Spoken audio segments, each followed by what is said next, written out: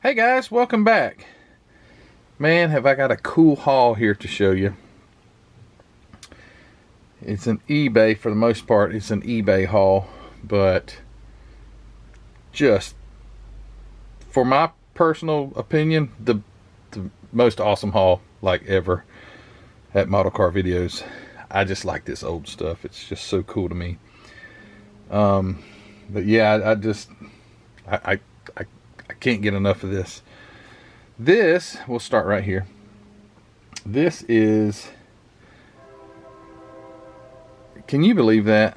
Are you serious? Here comes the train. I thought I had avoided that. Yep. Anyway, I don't know. I guess I could give it a second, just kind of stall for a minute, but yeah, so just perusing eBay, waiting for another horn blow. Perusing eBay, and one thing led to another, and all these model kits ended up at my house. I don't know how that happened. Wow, I bet you can hear that really good because it's just across my yard. My yard is probably, from right here, it's probably 100 yards to the track. So there you go. He's not done, by the way. There's another crossing. Or maybe he is. That doesn't sound like much of a train because I didn't hear a whole lot of noise. Maybe it was just an engine. Anyway, here we go. He's almost done. Lifelike Hobbies. Lifelike Hobby Kits. Oldtimers series. 1/32 scale 1911 Packard Tour with the, it's like Hills department store, something like that. $1.18. Isn't that cool? So this is a 1972 rebox of the 1911 Packard Pyro kit. So that's what this is. This is a pyro. As a matter of fact, I've built that one in the Lindberg, which is a pyro. So it went from Lindberg to Lifelike to it went from a pyro to Lifelike, then to Lindberg, and I think there's probably still, I don't even know. I think Round 2 may own Lindberg now. I don't even know. I've lost track, but what a cool little car. Still in its original seal, and man, you just I just eat this stuff up. I've been told that pyro kits are not the best of kits, but they have some of the neatest subject matter when it comes to this type of car, this type of era, spoke wheels, wooden spoke wheels and things like, and I just think that is the neatest ever car. Or era of cars, early American car history. So there's that 1911 Packard Tour 32nd scale reboxed pyro kit. That's cool. And here's something that's neat. And I don't have many of the Aurora kits, but I saw this one. This is an Aurora Mercedes-Benz 300 SL. It even has on the box stamped on it 41 cents. This is shows to be a 1961 issue of an Aurora. This is, I believe, 32nd scale. It has 41 cents on that end as well. It's kit number 517-50. That would have been 50 cents. This was on sale, man, 41 cents. So yeah, how cool is that? It's all in there. Little kits like this, they don't actually have glass. There's just a window frame. Probably could make the glass, but yeah, multi-piece body. Just the neatest. If nothing else, to have this kind of stuff on the shelf, just as a piece of history, I think that's really what I see when I see stuff like this. Got this for a good price. Don't remember what it was, but it was a good price. So that's that. And again, I think it's 1/32 scale. And oh, it does. It actually says it. I just saw that as I'm speaking to you. 1/32 scale right there. You barely can see it. That was kind of camouflaged into the pavement. But they were having a good time over. Looks like they're probably standing in Brooklyn. looking across the river over into Manhattan. That's what it looks like to me. But too cool, man. Then I was able to, box looks pretty bad, but got another Thomas Flyer kit. I bought one of these at the Clemens, North Carolina model show. I think I gave 25 bucks for that kit, which is in a lot better shape as far as the box goes. But I think this is a neat kit with a neat history. That Thomas, it's the winner of the famous 1908 New York to Paris race. Boy, I don't know how they drove across the ocean, but they did it. And pretty cool. And this is an think mid 1970s AMT kit. I have looked it up before, but it's T232, and yeah, this one's really cool. Appears to all be there. There are some pieces that are off the sprue, but not many. But yeah, it does appear to be a complete kit. Here's the map of the race. They went from Seattle all the way up to, let's see, where did they start at? New York. They went across the country. Then they drove on the water up and to Alaska. I don't know how they did that. They went to Alaska and then to Seattle, then to Japan. I don't know. I'm confused, but I could read that right there and it tells you the whole story of it. But yeah, cool car. So I've got 2 of these now, and I want to build one, and I want to put some detail in it because what a amazing history, and what a cool car. And this is not an, okay, the next one's not an eBay, believe it or not an eBay score. I forgot about this.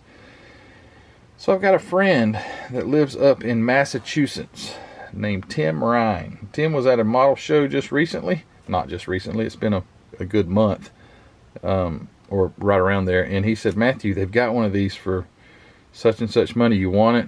I'm like, heck yeah. And so I sent him the money. He sent me the kit. And it's another Bigfoot kit. I think this makes 4 of these, this particular one that I have. This is the most iconic childhood memory when it comes to model kits that I have, is the Bigfoot kit, because I built this thing. I was an absolute fanboy of Bigfoot, still am. I was a member of the Bigfoot fan club, I think it was. They would send you a monthly little newsletter, what Bigfoot was doing and all this stuff back in these days, 87, 88. This is a 1989 release of this kit, but yeah, just the best memories. And I'm still an absolute monster truck fanatic. Not a Monster Jam fanatic, but a monster truck fanatic. I don't really care for Monster Jam. I don't like what they've done with the whole thing. But anyway, yep, got another one of these still in its wrapper. And I want to say thank you again to my friend Tim for looking out for me. And these do not come cheap, by the way. It's kind of an investment thing I'm looking at. I got this one at a good price. I'll just be transparent. I gave 50 bucks for it. It's they're well worth. They're worth more than that. Well, they're only worth what somebody's going to pay you for it. Let's just be real. But yeah, if you look at eBay, which I know not a good place to judge what things are worth. But yeah, these things are not cheap. And the last one that I bought at a thrift store, I think I paid $45 for, and it wasn't in its wrapper. So I thought this was a great buy. All right, now where do we go? So I think pyro kits are cool. I just think they're cool. And you can get them at a really good price. And I don't think, by looking at the parts inside, I don't think they're bad kits. And I've built one so far, and that more to come, I can promise you that. But let's start with this one. So here's a pyro, vintage brass car. 1909 Cadillac 30 Tourer. I don't know what the 30 is or what that means. There's your kit number, and it's in vintage brass car. It's number 8 in the series, and this is a 1967, I believe, edition of this model kit here. And these things, for the most part, there's 4 that I got. I think 3 from one particular person and 1 from another, but you can tell that these have just been put away, and the boxes are in absolutely wonderful shape. But by looking at the parts in there, they're great little kits. I would say they're probably going to build up really cool. So I can't wait for that. Look at this. I just noticed this. This is Cadillac, right? And on the tire, it says Lincoln. Isn't that something? I guess Lincoln the Lincoln tires rode better than the Cadillac tires, so they put Lincoln tires on this thing. Anyway, there it is, 1909 Cadillac 30. The next pyro kit is the 1912 Packard touring car. Now remember, a while ago, this is the 1911 Packard Tour, which is a pyro kit reboxed and lifelike. And this is the 1912 Packard touring car in that same vintage brass series. This is number 7 in that series. I don't know how many there were. There's your retail price of $1.25. Yeah, very cool. These are all 1/32 scale. These pyro kits that I have, at least, are 1/32 scale. And that is too cool, man. I cannot wait to start building some of these and detailing them up and using that brass technique that my friend Mark Batson has come up with by using some alclad colors and try to get that perfect brass. And I love these brass era cars. Too cool. All right, and the next pyro kit here is this, and I think I already have one of these, but one's just not enough. So it's a vintage brass car, series number 5. It's the 1909 Lozier Briarcliff. That's a mouthful. There's your kit number. This is also a 67. These 5 that I'm showing you are 67. I have an older one than that. But yeah, too cool. Look at that. When you like to cruise around in that thing. Be kind of cold in the winter, but you know, still, those like velvet looking seats that thing will have, man. And then you can put your mother-in-law out on the fender. Yep, right out there in the elements. That's where she sits. That's the mother-in-law seat. And it also has Lincoln tires, and it was from Ohio, it looks like. Too cool, man. Too cool. All right, and the next one is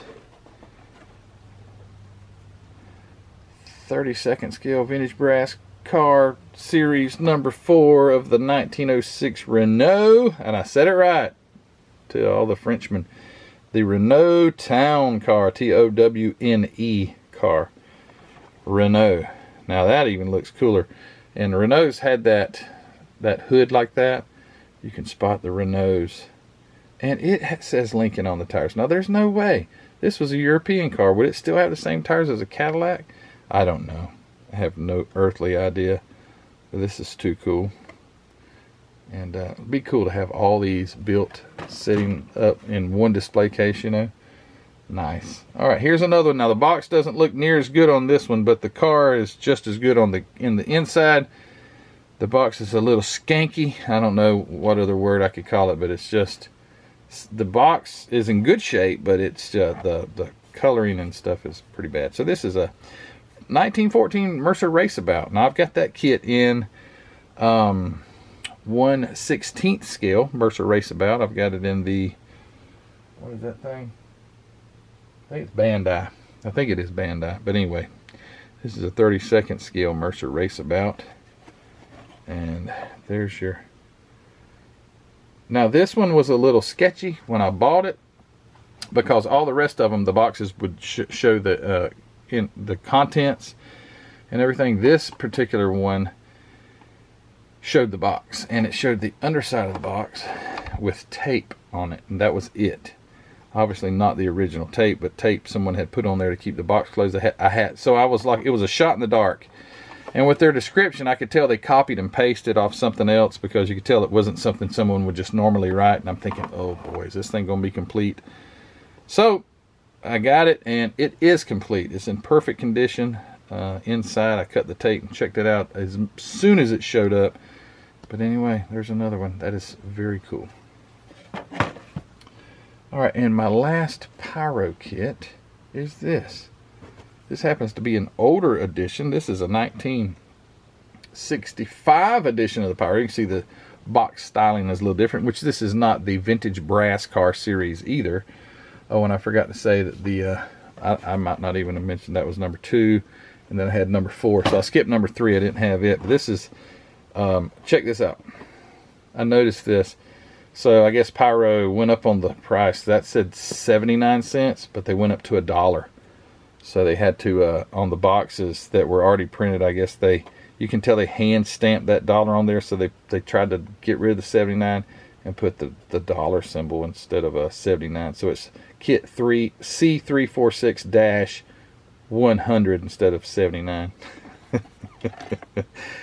Oh man, too fun. Anyway, this is a 31 Cadillac Town Car. I think I have a 31 no, I have 33. Have a big 24 scale testers. I think it's an Italy kit, but anyway, this looks a lot like it, but this is a 31. This is the tabletop classics. So they had the tabletop, and then they had the vintage brass and all that stuff. But yeah, too cool. And I got all these kits at really good prices. Some of them were auction prices. Some of them were buy it now, or I may have offered the, I do that a lot. Submit an offer, and if they take it, they take it. If they don't, they don't. And now, get to the bigger stuff. One, you know, I don't even know what scale this thing is, but here's one. Check this out. So this is a Lindberg 29 Mercedes-Benz 24 scale. Okay, I see that right there. 29 Mercedes-Benz by Paul Lindberg. It's in its original crispy wrapper.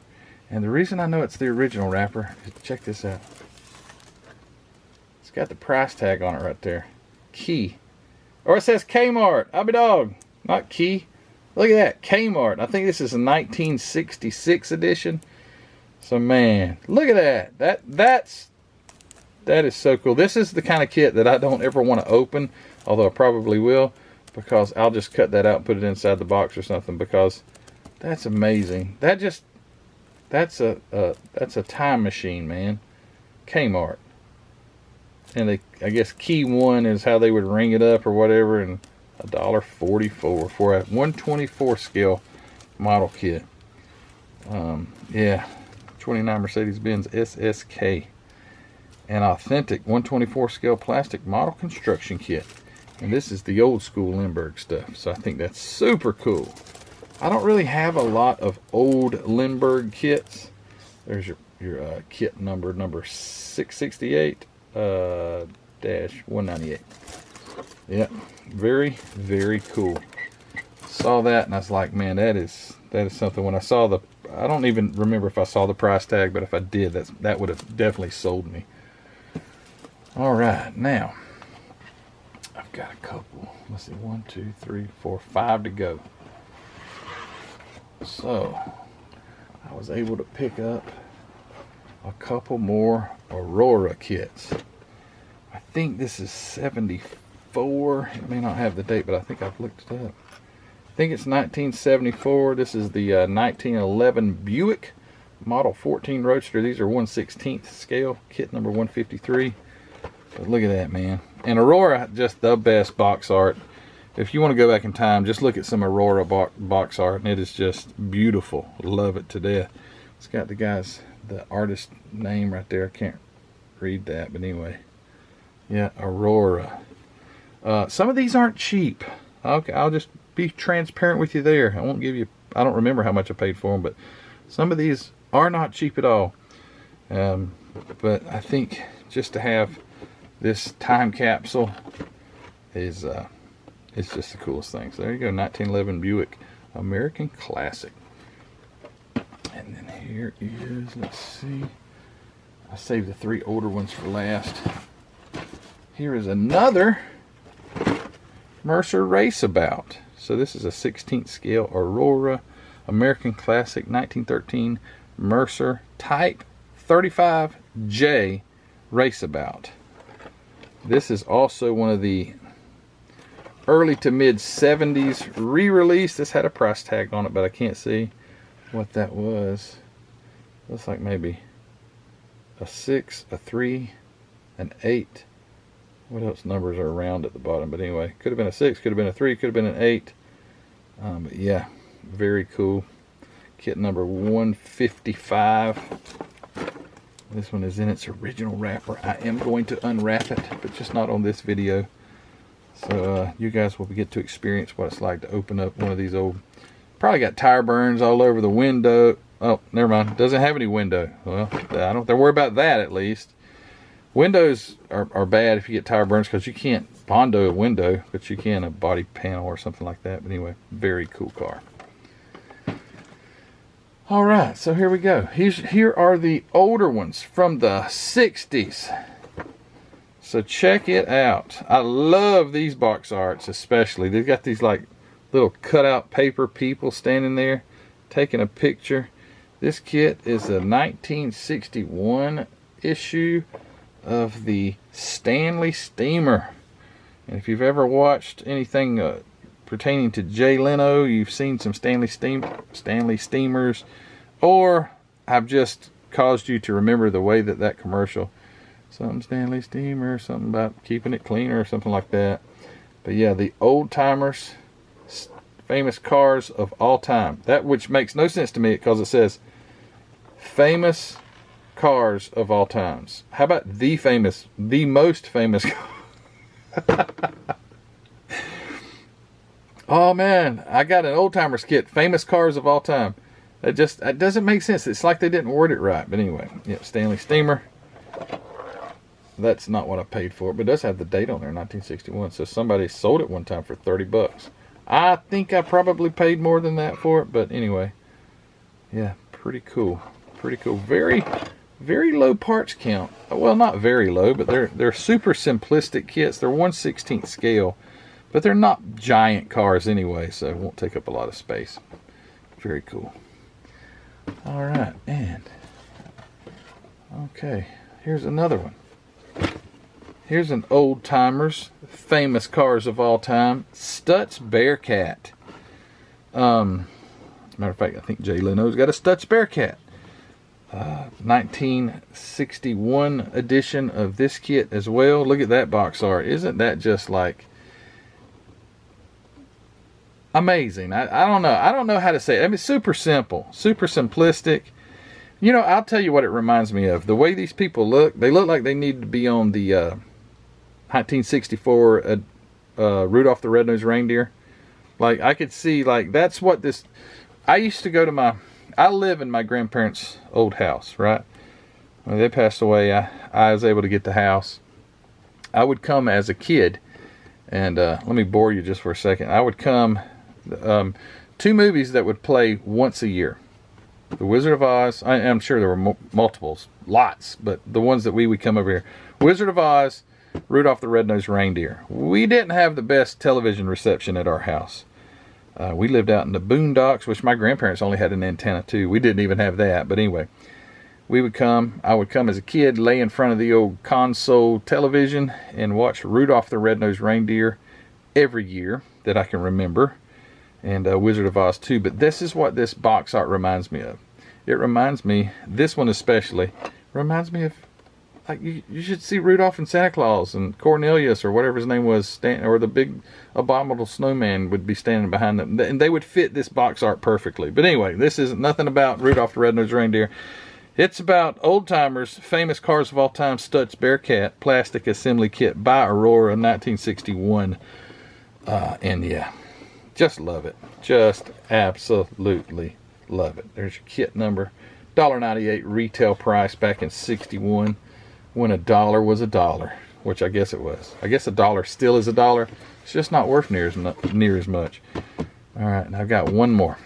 And it's not like I saved the best for last. It just happened to be on the bottom of the pile. But it is pretty cool. And it's in its original wrapper. It's this. The Oldtimers, famous cars of all time, Rambler. And 1961 edition. And it's got the cool box art. It's got a little glare because of the plastic, but he's, I don't know what he's doing. I don't know if that is a fan that he's got there, or an umbrella that accidentally got sucked inside out, or what. I have no idea what he's doing. Maybe, I mean, it's raining. The box has got rains coming down, so I think it was an umbrella that had a malfunction. But anyway, the car, look at that, man. Look at that. That's so cool. You didn't even have to face your passengers. Not that you face them in a regular car either. That didn't make any sense. But they're facing backwards. they can see the rear end collision coming, and they could let you know. Looks like it's steered with just a lever rather than no steering wheel. Man, I'm telling you, man, this is the coolest stuff ever in modeling, in my personal opinion. And I will be breaking this thing free of its crispy, crumbly plastic. That is something, man. Been wrapped up since '61. Never had light in the box other than what may could creep up the edges. But anyway, yeah, this was a fun haul. I've looked at these things. They've been stacked up here for a good week, and I actually have a couple more pyro kits that didn't arrive in time. I'm like, I'll go ahead and make my video. I think there were 3 more kits that didn't make it in time. One of them is a 2-car pyro kit. Actually, the kit came with 2 different cars you could build, and I'll show those too. But anyway, I wanted to go ahead and do this and let you guys see these. But yeah, I feel like this is when I feel like I would fit in very well back in the early 1900s, until I looked at my hands and saw all the hard callus on it from picking every kind of vegetable you can think and living on a farm, and which that stuff's not bad, and it makes you a very tough person. But we live with the luxuries of modern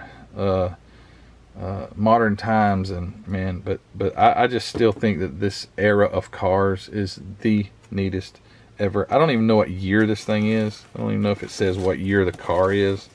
It just says Rambler. It's got to be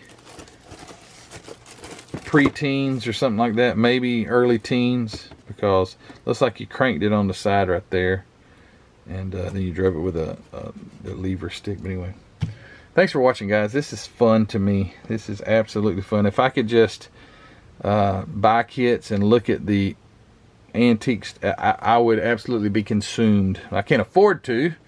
I really probably shouldn't have bought all these, but anyway, I did, and they are so cool. So let me know what you think. Do you think that these old cars, I know some of you guys are like, I like the 1970s hot rods, and that's just a matter of preference. I do too. I think 70s hot rods are cool, but if there was a, like, hey Matthew, would you like to have a 1910 Rambler or a